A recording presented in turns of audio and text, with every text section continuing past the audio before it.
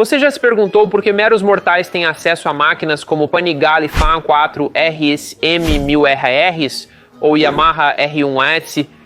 Vou te contar um segredo. O fabricante não acha que você precisa de 220 cavalos de potência. Na verdade, é devido a uma coisinha chamada World Superbike. Seus comentários no último vídeo de MotoGP me inspiraram a assistir ao World Superbike. Spoiler, tenho acompanhado o World Superbike nos últimos 4 anos.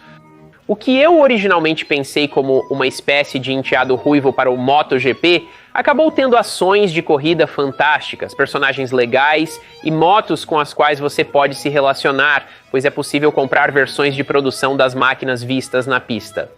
O World Superbike é uma série emocionante de corridas de motos, pois são baseadas em modelos que você pode realmente pilotar nas ruas. Então, quando você vê os pilotos fazendo essas coisas com essas motos, lembre-se, poderia ser você na sua Panigale V4R. Se você tivesse uma moto de corrida de $200 mil e um pouco do talento de Nicolo Buliga ou Top Hack, vamos analisar a fundo a World Superbike, porque você deveria assistir e como a série evoluiu e mudou com o tempo.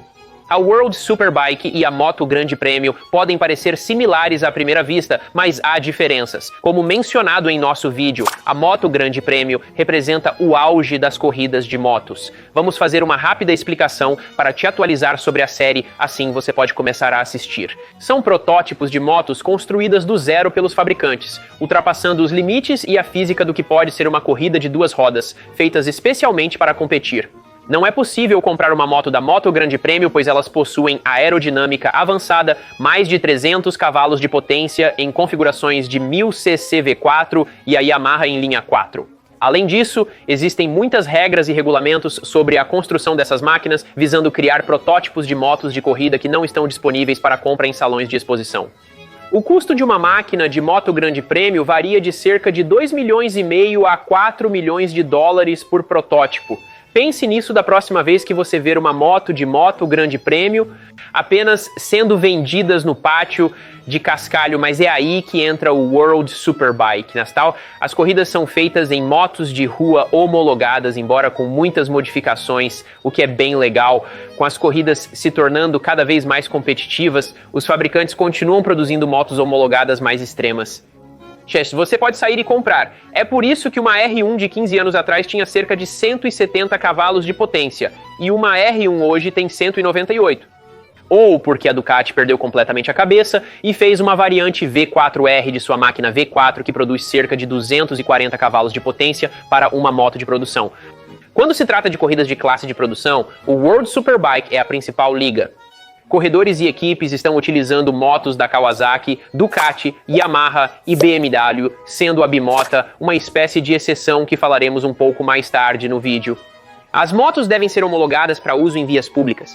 Isso significa que o fabricante tem que produzir no mínimo 125 unidades no primeiro ano para vendê-las ao público. Depois aumenta para 250 e finalmente 500 no ano seguinte. É por isso que vemos no grid, em 2025, uma moto como a Bimota KB 998, que novamente eles só precisam fazer cerca de 125 dessas máquinas, competindo contra as Ducatis, BMWs e outras motos japonesas. Esqueci de mencionar as motos da Honda que estão competindo atualmente. Elas não são muito competitivas, então me esqueci delas. Desculpe, fãs da Honda. Peças cruciais das motos, como quadro e motor, precisam sair da linha de montagem. Você não pode trocar quadros e motores à torto e à direito. No entanto, a Superbike apresenta algumas concessões que os fabricantes podem utilizar para se equiparar à concorrência. Isso tem sido um grande ponto de controvérsia na série nos últimos anos, já que a Ducati tem dominado com um piloto muito leve e muito talentoso chamado Álvaro Bautista, mas a motocicleta em si estava simplesmente superando todas as outras na categoria. Por isso, muitos fãs falam sobre a moto campeã do ano passado, a M1000RR, pilotada por Toprak Razgatlioglu, uma das estrelas em ascensão da série. Falaremos sobre ele um pouco mais adiante no final do vídeo, mas essa moto apresentava uma espécie de super concessões, uma louca BMW M1000RR com um quadro quase MotoGP. Assim, a Superbike permite que os fabricantes ajustem partes do motor e do quadro para aumentar a competitividade.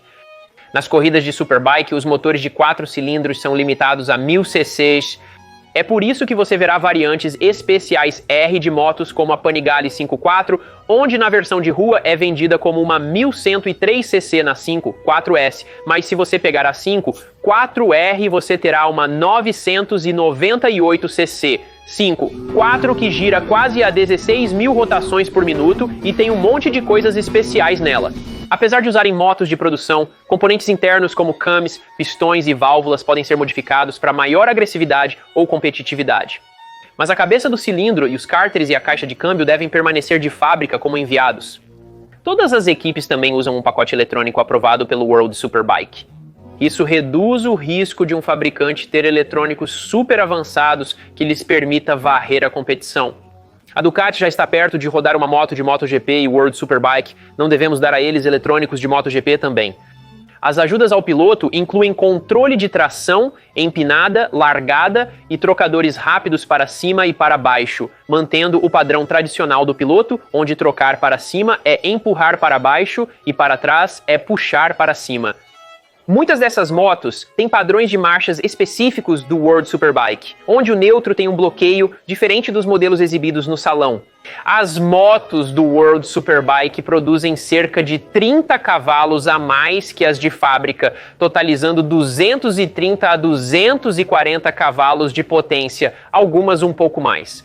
Uma temporada típica do World Superbike é menor que a de Moto Grande Prêmio, com 12 a 14 rodadas por ano, principalmente na Europa. Cerca de 90% do calendário é composto por corridas europeias. Nos últimos anos, houve menos ênfase no lado mundial, com este ano apresentando apenas a corrida de Phillip Island na Austrália, fora da Europa. No passado, havia corridas na Ásia, Américas do Norte e do Sul, entre outras partes do mundo. A série parece focar mais na Europa atualmente, o que acho um pouco chato, mas cada fim de semana de corrida traz muita ação, com 2 corridas completas e uma mais curta, chamada de Super Pole. A sexta-feira envolve treinos livres, como no Moto Grande Prêmio, onde os pilotos testam configurações, pneus e outros ajustes. O sábado tem o treino final, a sessão de qualificação Super Pole e a primeira corrida. No domingo, a corrida Super Pole de 10 voltas pode mudar a grade de qualificação seguida da segunda corrida. Pontos são dados na primeira e segunda corridas. E na Super Pole?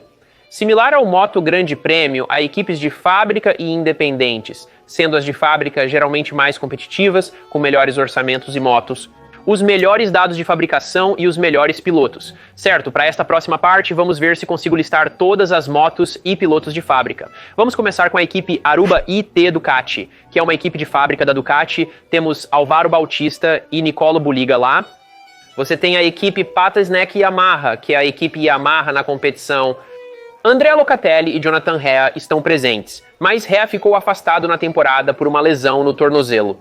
Então não vimos muito de Jonathan Rea, que é meio que o Marc Marquez do World Superbike, né, um dos pilotos com mais vitórias na história da série.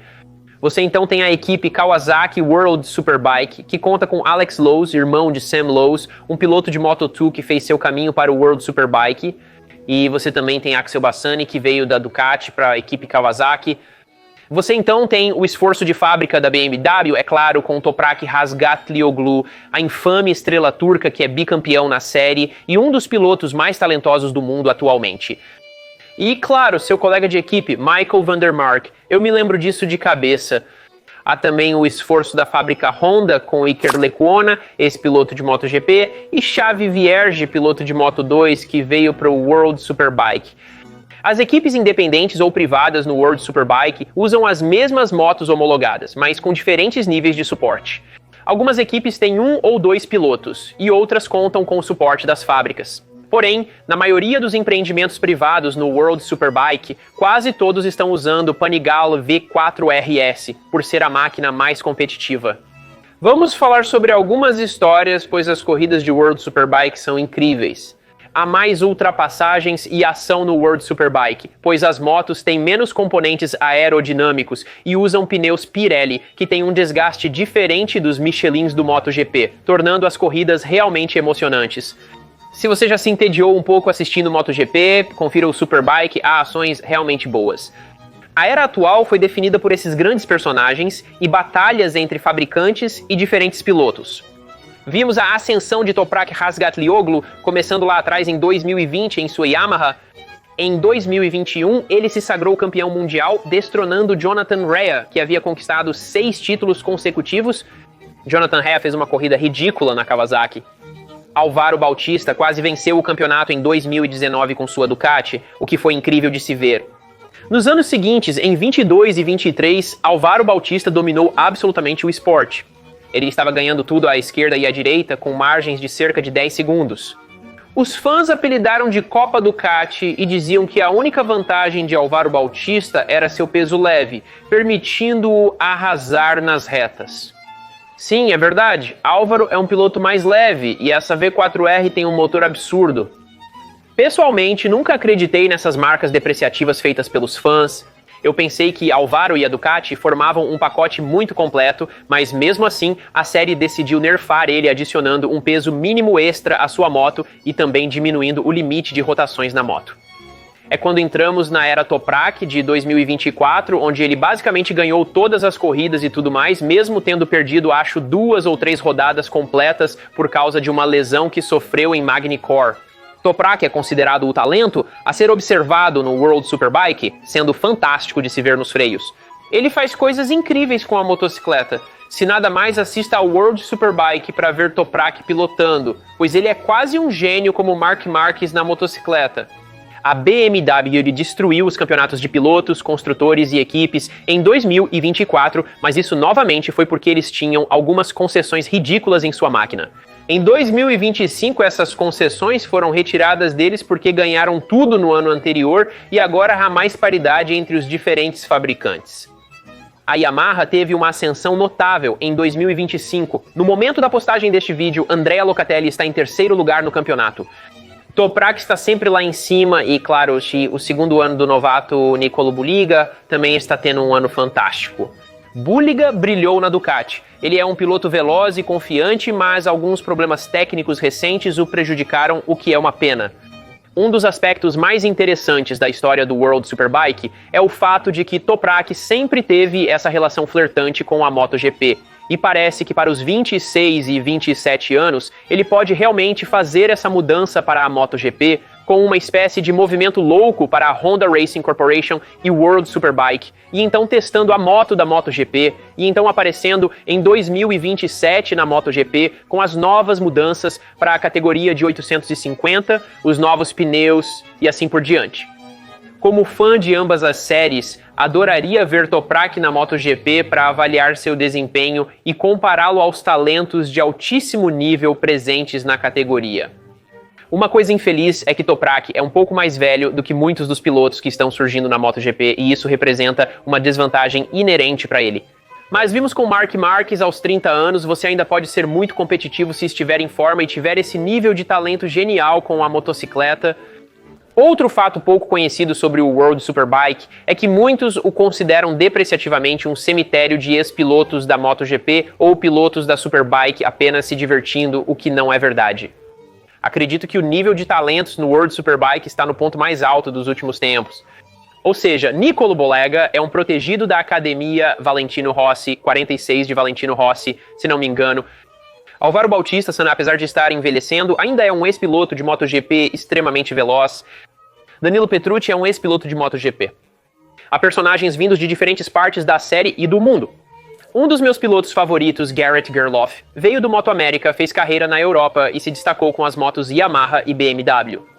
Agora ele está em uma Kawasaki se enfrentando um ano difícil, mas torcemos por melhoras para Garrett.